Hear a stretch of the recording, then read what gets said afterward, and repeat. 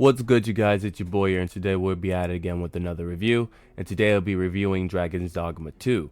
This game is an action role-playing video game developed and published by Capcom. This game is technically a standalone game set in a parallel world with a new plot and characters. So just like in the first game, your heart has been taken and you have been chosen as the Arisen. The Queen Regent Disa, on the other hand, plots to set up the Arisen for her own personal gain. So not only did she put a curse upon the Arisen so he could forget majority of his memories, she placed her son into the throne, making him the false Arisen. So not only that you have to freaking make sure that you kill the dragon and take back your heart, you also have to reclaim your throne as the sovereign. But that is enough about the plot. Let's talk about the overall gameplay. The character creator will allow you to create the Arisen as well as your main pawn. The use of the photogrammetry technology enables the creation of photorealistic characters. You can create a character in great detail, or you can choose from a series of images to create the character you want in a more simple and intuitive way. So in short term, the whole customization has improved drastically. Rift stones are one of the greatest devices at your disposal. By interacting with a rift stone, you can enter a rift, a dimension where you can see pawns from other worlds and summarily hire them. But not all rift stones are created equal. Some let you pursue a library of pawns and others let you hire a certain type of pawns. And few of them can only be used once, giving you a very special pawn that doesn't require you to use RC. So of course you will lead a party up to 3 with different pawns throughout your journey. Over time, your pawn will learn through their experiences adventuring with you as well as other players. The pawn incantations will determine certain aspects of the pawn's behavior, including their manner of speech and action they tend to take. However, all the pawns serve the Arisen faithfully regarding of their incantations. If you would like your pawn to learn a specialization, you would do well to befriend people with various traits and tendencies in the world around you. Sooner or later, these friendships are bound to create opportunities for your pawn to acquire a specialization. I think there are a total of like 6 specializations, which add a little bit of personality to your pawn. The only thing that I disagree with is this freaking dragon's plague. So the dragon plague is a mysterious illness that can only be contracted by pawns specifically. Unlike other deliberations, it's not recorded in the pawn status, so afflicted pawns will remain entirely unaware of their condition, and there will be no oblivious difference between their behavior and all of the known effects of the illness that can be result in a devastating calamity. That means in a certain radius, every NPC, including the important ones in the quest, die off. Of course, the majority of the NPCs that was died off by the plague end up respawning completely different NPCs. But as for the NPCs that you need for those quest lines, those NPCs just completely freaking disappear. And to make it even worse, the plague is contagious and it can pass between pawns traveling together at the same party. And there are only 2 known ways to freaking cure the plague. So the only 2 ways is either that you have to either make your main pawn that's infected forfeit, or you have to infect another pawn. And the problem with it, the main problem with it with me is you're not going to really know until it's freaking too late. And the only way that you're going to figure out that you have the dragon's plague if you already saved your freaking game. I honestly don't understand why they made a mechanic so controversial. If it wasn't in the first one, why put it in the second one? At least give us an option to turn it off. So while you're playing through the game, in addition to the main quest line, you can also talk to inhabitants around the world. I do have the problem with majority of the quest lines though. It's because that they're not really too specific on what you actually need to do or what that specific objective that you need to accomplish. Like for a good example, like in the Phantom Oxcart quest, you need to be butt booty naked to enter the freaking goddamn cart. They didn't specifically tell us that. In the Stolen Throne quest line, they didn't specifically tell you need to find some type of specific corset suit, and then you have to wait for a couple of days, and then you have to show up specifically at night. They aren't really specific on what you need to do, because that was the problem with the first game. But with this game, it's a lot more complex, making the game stressful at times. The vocations, on the other hand, remains to be the core aspect of the game, but has been significantly reworked. The returning ones are like fighter, mage, warrior, sorcerer, and even the daggerless version of the magic archer.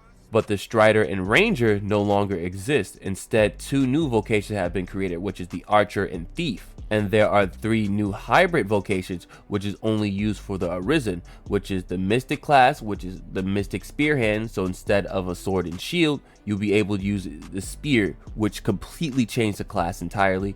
The trickster class, which is an entirely new class, and the warfare class. Each vocation has a unique weapon action, and the core skill has been expanded, adding what were previously weapon skills to the core moveset. There are many new augments that have been added, and some other has been changed or improved.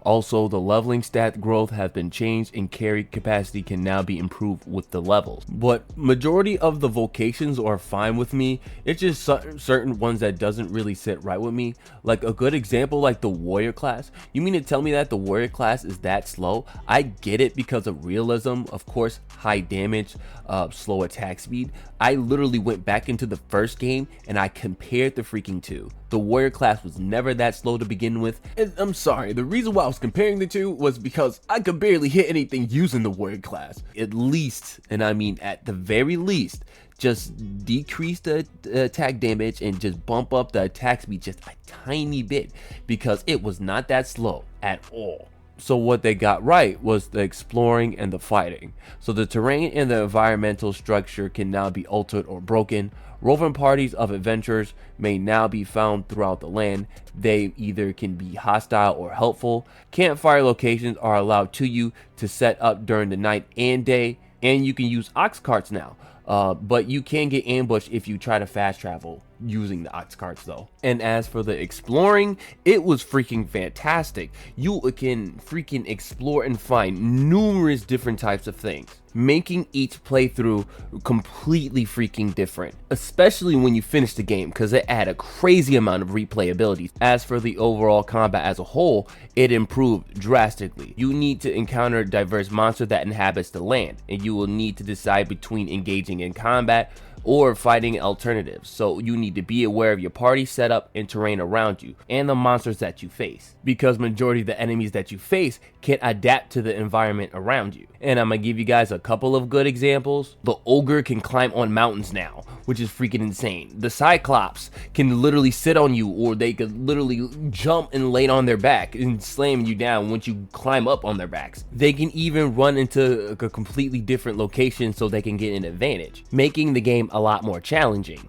The only thing that I can disagree with, and the only issue that I have with the exploring, is the fairy stones. You mean to tell me that we only have like 2 portal crystals, and then the rest that we actually have to farm majority of the other portal crystals ourselves? Are you kidding me? Like, there are certain plot points in the game where you actually need to go to these specific places, and sometimes traveling to spot can take a really long time, and just to earn a fairy stone is really hard to come by too. And then also at the very end of the game, you will get all of your portal crystals back, and then you have to rinse and repeat the same process with the portal crystals all over again. So they really want you to explore and see what this world has to offer. So roughly, if you solemnly focus onto the main story, it's about 30 to 35 hours long. And if you also want to tackle a few side quests along the way, that's about 40 to 50 hours long. And they need to understand this. People don't got that type of time. So I would have wished that it was a good amount of fairy stones and portal crystals so people could get a decent amount of hours into the game. There are glitches in the game. It's only enemy NPCs acting weird. Only encountered like 2 of them out of like 3 playthroughs. So majority of the time the game is stable. And despite of the game only being stuck at 30 FPS, graphically the game was fine. But there were certain moments where the frame rate dipped, but I didn't really mind it too much. And as for the soundtrack, oh my goodness, yo. The soundtrack adapts on what I need to do, whether I'm in combat or not, which I completely freaking love. So in despite of that, the soundtrack sounds really good. And as for the microtransactions, I didn't really care about it too much because you could actually earn RC. I actually kind of view this as a good thing because it was kind of hard to earn RC in the first game, so it was fairly okay. I think that I covered mostly everything, so we're just gonna simply hop on to the overview. So as for the overall story, it was good. As for the customization, it was really great. I definitely love how they implemented the Riftstone mechanics. The overall pawns, I definitely like how the pawns were. The vocations, I loved, except for the warrior class. Exploring is highly recommended, and it's definitely good depending on if you loved exploring or not. The overall combat is freaking fantastic, and environmentally and a gameplay standpoint, it was just phenomenal. Graphically, it was pretty fair, and I completely love their soundtrack. And as for the negative side of things, I freaking hate this stupid Dragon's Plague. Majority of the quests in the game, specifically for the main quest lines, are very vague. The fast travel could have been better. There are minor glitches in the game, so just be aware of it. It's not game breaking or anything. And there are microtransactions in the game, and honestly it can be a good or a bad thing, but it honestly depends on you. So the game initial release date was on March 21st 2024. Weirdly enough, the game is only on the next gen consoles, so the PlayStation 5, the Xbox Series S and X, and is also on PC. If you get the game digitally, it should be about $69.99, $79.99 if you get the deluxe edition, and if you go in your local stores and look, it should be about the same price range, but honestly it can be cheaper. It all depends on where you look. So is this game worth your money? Obviously I have mixed feelings about the game, and I feel like this game has a crazy amount of potential even now, and despite of all of its flaws, I really feel like this is a really good game. So with all of that being said, another buy with caution is in order. So since the review is done, tell me how you guys feel about the game. But with that, if you like the review, please don't forget to like, comment, and subscribe to the channel if you haven't subscribed to the channel yet. I do reviews, videos, PvP matches, streams, and more. And if you haven't yet, please don't forget to follow me on my Facebook page and my Twitch account, because I stream on those platforms as well. Everything should be in the description box below, and I will catch you guys in the next one.